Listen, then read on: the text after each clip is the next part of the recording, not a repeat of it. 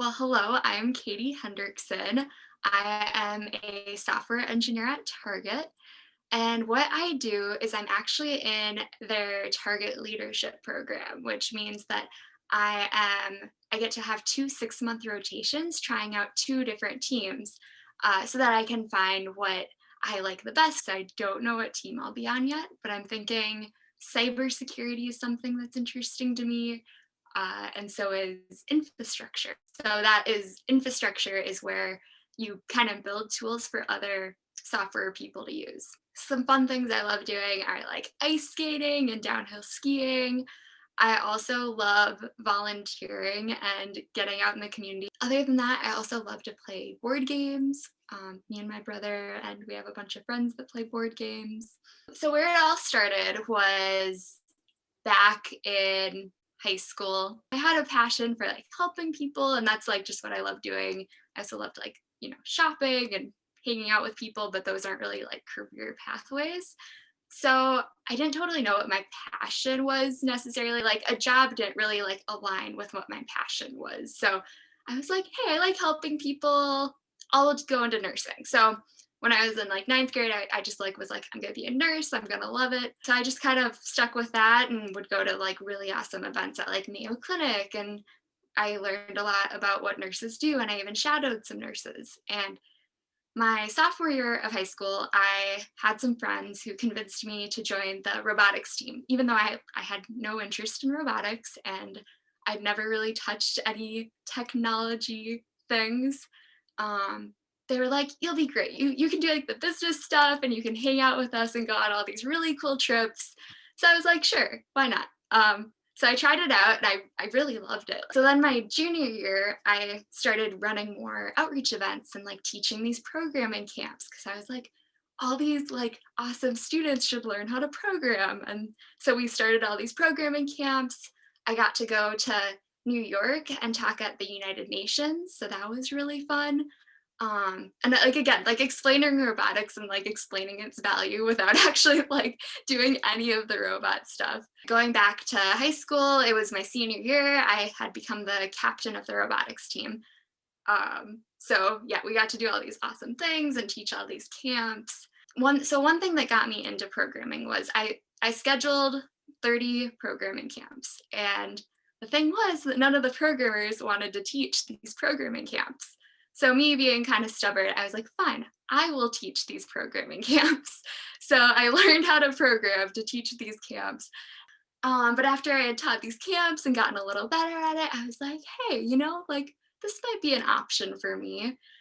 And I'd kind of heard over the years, programming is like the best stepping stone into the corporate career field that you can get. Because if you know how to program, you can kind of get to anywhere in the company you want to be. And at this time, I was starting to realize maybe nursing isn't the best option for me.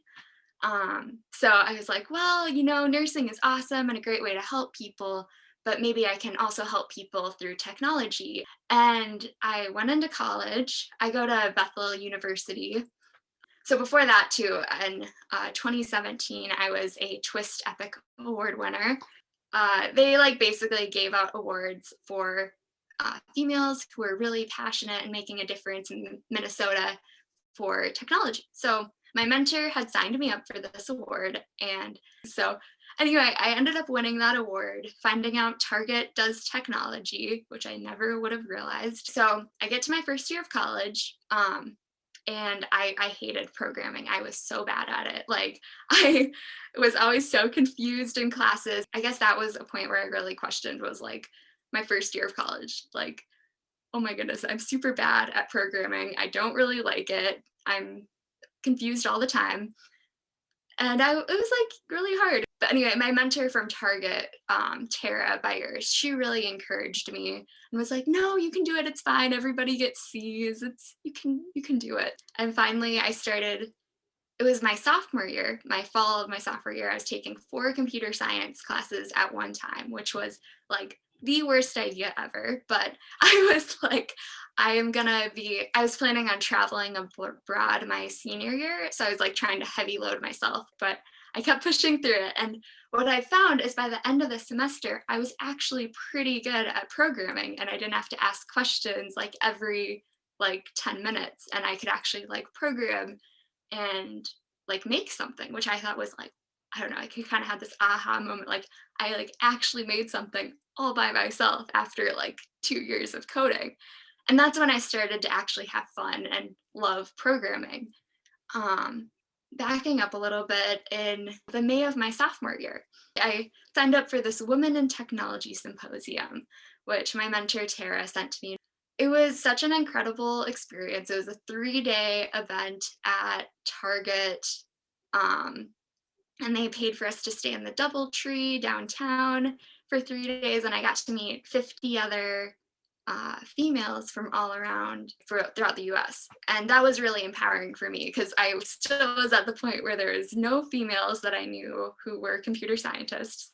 And I also got interviewed at this symposium, and that is how I got my software engineering internship at Target. But that summer, I actually had a different internship at a healthcare startup. And we worked with the Mayo Clinic.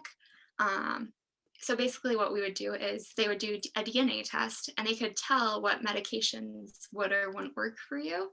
But I didn't I didn't love it that much. And I was like, well, this is really cool. Like I'm helping people through programming. And I didn't have to accept the Target internship till September. So I had like 3 months. So I was really torn. And I was like, well, I might as well take the Target internship now and see what it's like to work at a large company versus a small company.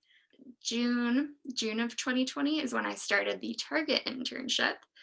And then they offered me an extended internship into the fall. And I was like, hey, why not? Like, school's all virtual. I'm not really going to be doing anything. Anyway, so this past semester, fall, all my classes were virtual. I was working virtually. Now we're up to January now. I will be starting like full time as a software engineer next Monday. So I'll be starting as a software engineer and finishing up my last semester of college at the same time. So that's up to where I am now at Target. Um, like a typical day, like kind of starts off, we have our team meeting. We all like share what we've done the past day. Usually there's like a lot of catch up of like, how's it going? Like, what did you do last night? And then we share like what we're working on, what we're blocked on, if we need any help. Then kind of go into like free time, like so you can kind of program or you can like meet with people. I probably would go into like pair programming with a teammate, or like if I have a question, like working with them to like work through a problem to either like make the website better.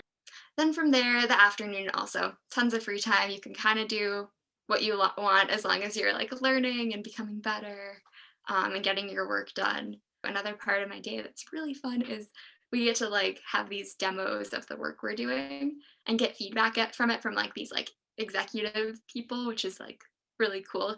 I think the cool problem Target solving that I've gotten to learn about a lot was the how we had to upscale things like toilet paper. So they had to figure out from their supply chain, like how do we get this from wherever it's coming from, like usually somewhere in Europe or Asia, to the US. And there's actually a lot of really interesting technology stuff that goes into that. So like there's like algorithms that like predict how much toilet paper your Target store is going to need.